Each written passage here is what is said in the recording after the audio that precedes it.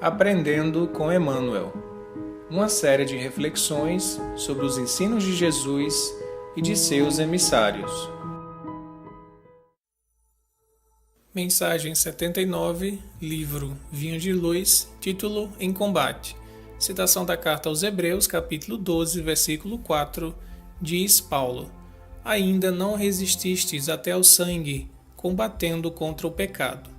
Nas lides, nas lutas, nos desafios que nós temos na existência, é muito comum nós encontrarmos pessoas que no início do conhecimento das leis espirituais, no início do contato com a revelação espírita, haja um encantamento, haja um deslumbramento e parece ser fácil viver as lições do Cristo que estão contidas nos evangelhos.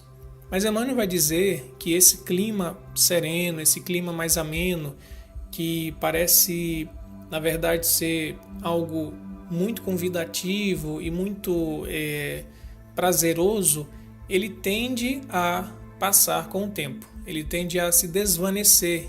E então nós, candidatos ao reino de Deus, nós que buscamos seguir os passos do Cristo, seremos convidados pela vida a experimentar de sabores, a experimentar situações muito desafiadoras que vão requerer de cada um de nós uma renúncia e uma priorização daquilo que é mais essencial. E é pela força mesma da lei de evolução, da lei de renovação, como diz Emmanuel, que os nossos roteiros vão se modificar, as nossas ilusões, aquelas situações que pareciam tão favoráveis, elas vão desaparecer e o ideal vai ser selecionado, porque a vida quer que o essencial permaneça. Toda a nossa carga desnecessária, tudo aquilo que a gente acumula emocionalmente, materialmente, até mentalmente, que não é essencial, precisa ser descartado, precisa ser descarregado, pois a entrada no reino dos céus se dá por um caminho estreito. E Emmanuel diz o quê? Nesse momento em que a gente é convidado pela vida a subtrair todas essas ilusões, nós vamos nos deparar com uma situação muito difícil. E é nesse momento que muitas pessoas acabam desanimando da empreitada de seguir os passos do Cristo e voltam, por causa do medo, às sombras inferiores. Que sombras inferiores seriam essas? As nossas próprias, as nossas mazelas, as nossas paixões, os nossos interesses pessoais. Nós voltamos para o nosso ego, e o nosso ego é sombrio. Emmanuel diz ainda que os que perseverarem, mesmo nessas situações de insulamento, de perda de contato com o círculo íntimo de amigos, de parentes, perda desse conforto afetivo, se a gente conseguir perseverar, iremos então experimentar a resistência até o sangue, como diz o apóstolo dos gentios, Paulo de Tarso. E o que seria esse sangue? Quando a gente lê, a gente pensa logo que seria o sangue físico, uma espécie de combate onde a gente precisasse dar a nossa vida como testemunhas, como mártires, como faziam os primeiros cristãos. Mas a ideia é mais profunda. O sangue aqui simboliza, segundo Emmanuel, os laços que nós temos com os nossos parentes, com a nossa parentela corporal, que nos dá afeto, que nos dá privilégios, que nos dá primazias. E muitas vezes na vida a gente acaba priorizando esses laços consanguíneos em detrimento da justiça divina. Mesmo sabendo que o ato vai ser injusto, a gente muitas vezes faz porque vai beneficiar, pelo menos aos olhos do mundo, os nossos parentes de sangue. Mas aos olhos da espiritualidade, a gente está fazendo algo que não é do amor incondicional, que não é da justiça universal. É uma particularidade nossa. E a Emmanuel vai dizer o seguinte: quando o aprendiz receber a dor em si próprio, compreendendo-lhe a santificante finalidade, e exercer a justiça ou aceitá-la, acima de toda a preocupação dos elos consanguíneos, estará atingindo a sublime posição de triunfo no combate contra o mal. Então, quando ele diz assim, exercer a justiça ou aceitá-la, então a gente vai ser desafiado em duas situações.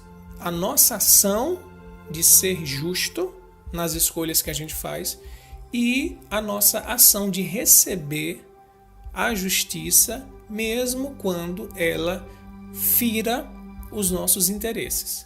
Se a gente conseguir aceitar, vai doer, vai ser muito sofrido, mas se a gente conseguir aceitar e exercer a justiça acima dos nossos interesses, acima da preocupação dos elos familiares que nós temos, aí sim nós daremos o testemunho real de que o nosso combate chegou naquela posição sublime de vencermos o nosso ego e de priorizarmos a lei de Deus, que é de justiça, amor e caridade.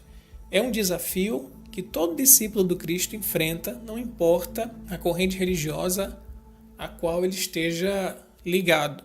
Nós espíritas temos ainda um peso maior, porque nós temos um cabedal de conhecimentos, um conjunto de revelações que vieram através dos médiuns que entregaram, que se santificaram na sua missão de médiuns e que deram muitas vezes da sua vida como Chico Xavier para nos trazer essa revelação espiritual. Nós temos ainda uma dívida maior e um compromisso maior para vivermos a lei de Deus e não desistirmos do combate.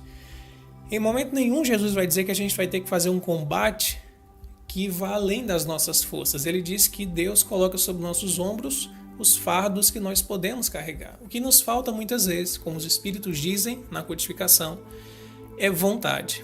É uma sincera vontade de vencer as nossas más inclinações.